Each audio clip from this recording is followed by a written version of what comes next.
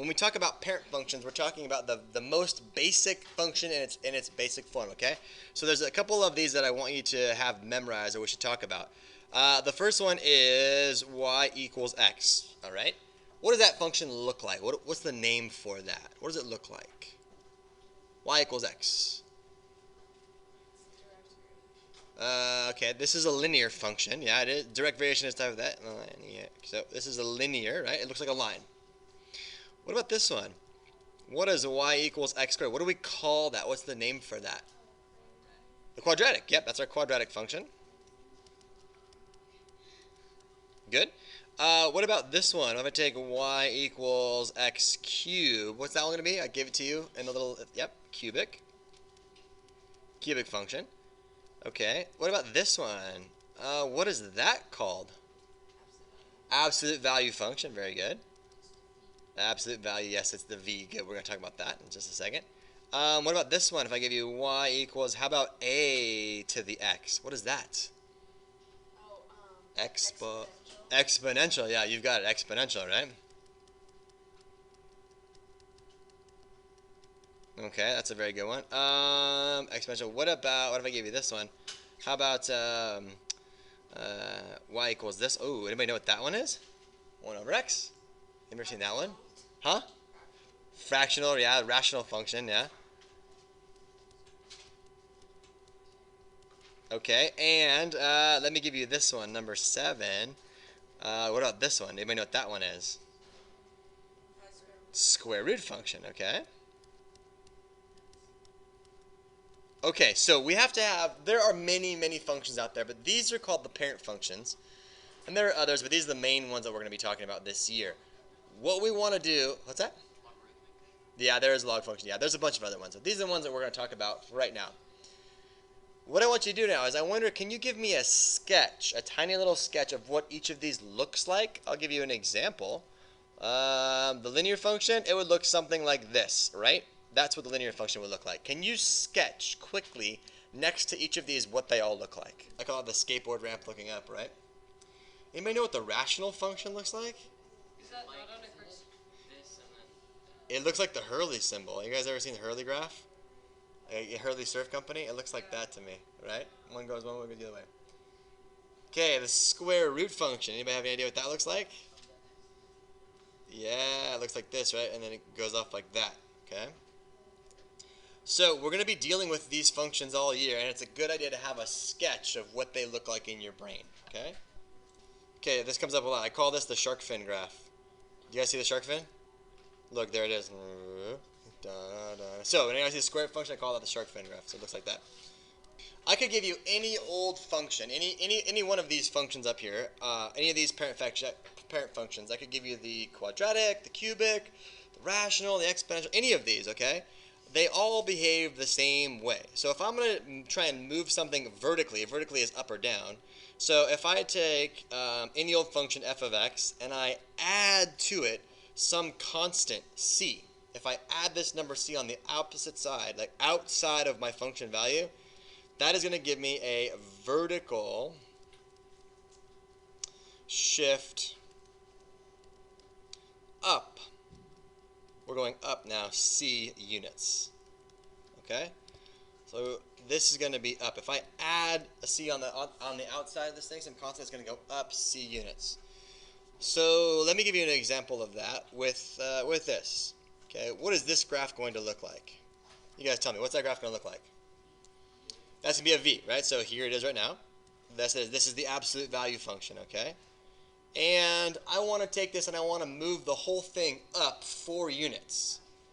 I would add 4, yeah, exactly. So I'd go y equals absolute value of x, and then I would add 4 units on the end. And if you compare those two, check it out. It's been moved up 4 units, right? Okay, what would I want to do if I want to move the absolute value function, like that one, down 3 units? What would I do? I would subtract 3, yes, and there it is right there on the graph. Okay, so I can move it up or down, right? So adding or subtracting on the end moves things up or down. So in our notes here for this one, to move things down, what would I say? Y equals f of x, what would it be? Minus c, good, implies a vertical shift down C units, right? So if we're going to subtract C, then we're going to go down. Okay, this is everything. This is the best way I could simplify it for you. This is the least amount of stuff I could write on the page. That will tell you everything about vertical translations up or down, right?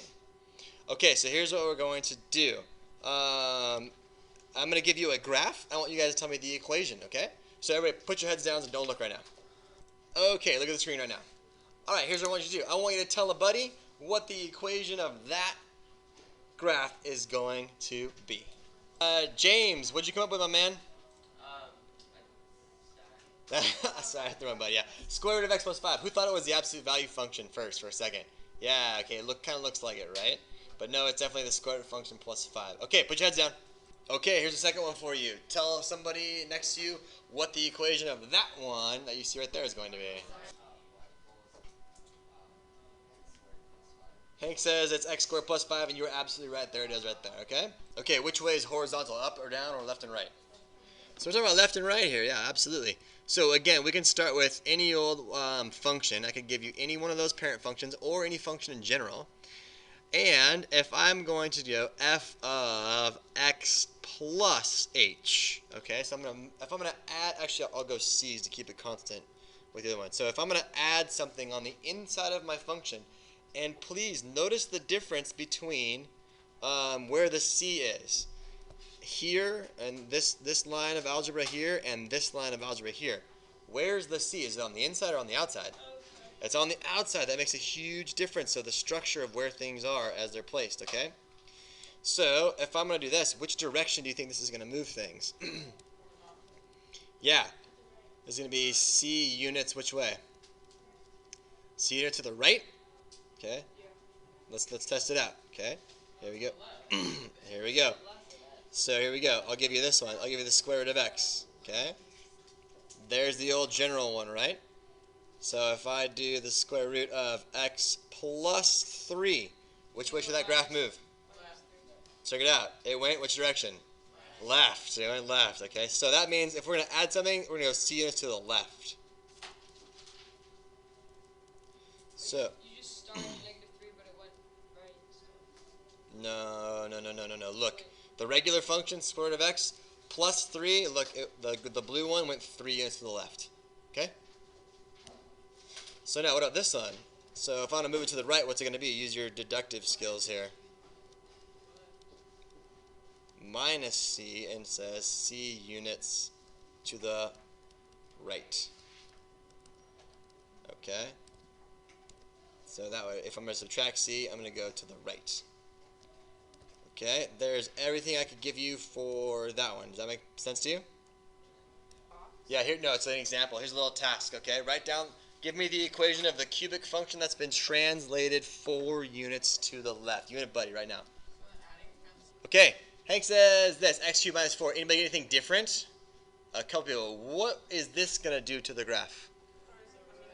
This is going to move your graph down 4 units, okay? That's a vertical translation. I want a horizontal translation, so who can give it to me? Yeah, what do you got, Elijah? Y equals parentheses X cubed plus 4, like this? Yeah. Whoa, that's funky right there. Hold on. Okay, I'm having difficulty. Hold on. There we go. Like this? Yeah.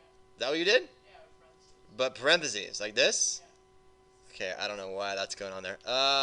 That is actually not it either. Look what that did. That moved it up 4. Okay? Juliana, what are we trying to do here? What are we really trying to do? Oh, it's minus, yes. X plus 4 all to the third. Yes, that's exactly what we want, okay? Yes, this is what we're going for. Look, there we go. Now it's been moved 3 units to the left. Okay?